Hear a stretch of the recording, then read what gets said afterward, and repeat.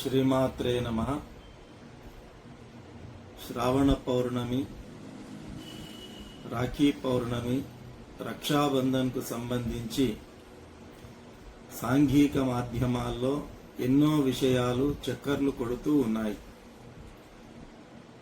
చాలా మంది కూడా తమ తమ స్టేటస్లలో సాంఘిక మాధ్యమ పండితులందరూ కూడా కొన్ని స్టేటస్లు పెట్టుకున్నారు.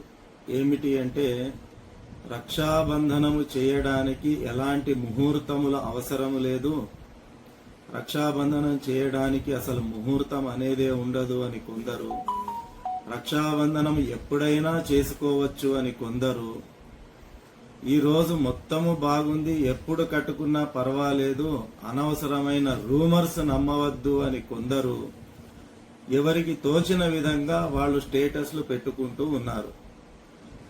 అది ఒక మానసిక బలహీనత, ఆర్థిక బలహీనత, శారీరక బలహీనత ఎలాగా ఉంటుందో, ఈ సాంఘిక మాధ్యమ బలహీనత కూడా అందరికీ ఆ వైరస్ సోకింది.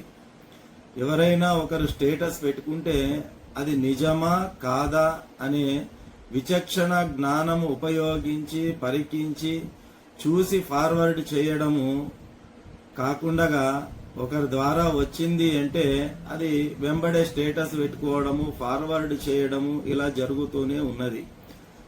ఇది ఎవరిని తప్పు పట్టడానికో ఎవరినో విమర్శించడానికో ఈ వీడియో చేయడం లేదు. నిజంగా మన ధర్మం గురించి, మన శాస్త్రం గురించి తెలుసుకోవాలనేటటువంటి తపన కలిగినటువంటి ఆస్తికుల గురించి మాత్రమే, వారికి తెలియచెప్పడానికి మాత్రమే ఈ వీడియో చేయనగుచున్నది. ఇది దయచేసి అందరూ కూడా గమనించవలసిందిగా సవినయంగా నేను ప్రార్థిస్తున్నాను. ఇది విమర్శ గురించి చేస్తున్నటువంటి వీడియో కాదు, సమాచారం ఇవ్వడానికి చేస్తున్నటువంటి వీడియో. చాలా మంది అంటే కొంత ఆవేదనతో ఈ వీడియో చేయాల్సి వస్తున్నది. కొంతమంది పెట్టుకున్నారు, అసలు రక్షాబంధనకు కూడా ముహూర్తాలు కనిపెట్టారు అని పెడుతున్నారు. ఇంకొంతమంది ఏమో పండుగలను పెంట పెంట చేస్తున్నారు అని చెప్పి, ఇంకొంతమంది ఏమో ఇలా చేయడం వల్లనే మన ధర్మం సంకనాకి పోతుంది అని చెప్పి, ఆ మాటలు మా నోటి నుంచి చెప్పడం అంత శోభనీయమైనటువంటిది కాదు. ఇటువంటి పదజాలం ఉపయోగించి మన పండుగ గురించి తెలిసి చెప్పితే పర్వాలేదు గాని, తెలియక ఇటువంటి మాటలు, ఇటువంటి పదప్రయోగాలు చేయడం అంత సమంజసమైనటువంటి విషయం కాదు. అసలు విషయానికి వస్తే, మొదటిది మనకు దేన్ని ఆధారంగా తీసుకొని మనం పండుగలు చేయాలి, ప్రతిదీ కూడా పంచాంగంలో ఇవ్వడానికి అవకాశం ఉండదు. అరటిపండు వలిచినట్టుగా వలిచి పంచాంగంలో ప్రతి అంశం ఇవ్వబడదు. చాలా మంది పంచాంగంలో ఇటువంటివి ఏమీ ఇవ్వలేదు కాబట్టి ఎప్పుడైనా చేసుకోవచ్చు అని ఒక విషయం చెప్పారు. పంచాంగంలో ఎన్నో విషయాలు ఉండవు, అట్లాగని మనం వాటిని వదిలేస్తామా, చేయకుండా ఉంటామా? మనకు పంచాంగంలో లేనటువంటివి కానీ, లేదా ఏదైనా సందేహం వచ్చినప్పుడు కానీ మనం వేటిని ఆశ్రయించాలి?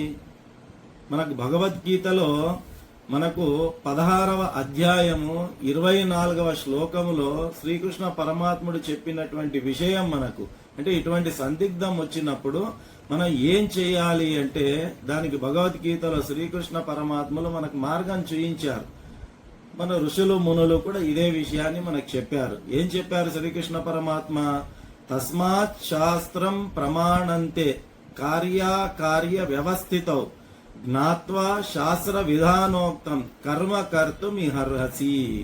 ఇది మనకు 16వ అధ్యాయము 24వ శ్లోకంలో శ్రీకృష్ణ పరమాత్ముడు చెప్పిన తస్మాత్ శాస్త్రం ప్రమాణంతే.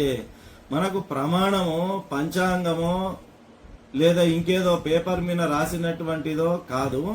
మనము దేనిని ప్రమాణంగా తీసుకోవాలి అంటే, పంచాంగాన్ని ఇక్కడ కొట్టివేస్తున్నానని కాదండి. పంచాంగము మనకు ఆచరణీయమే.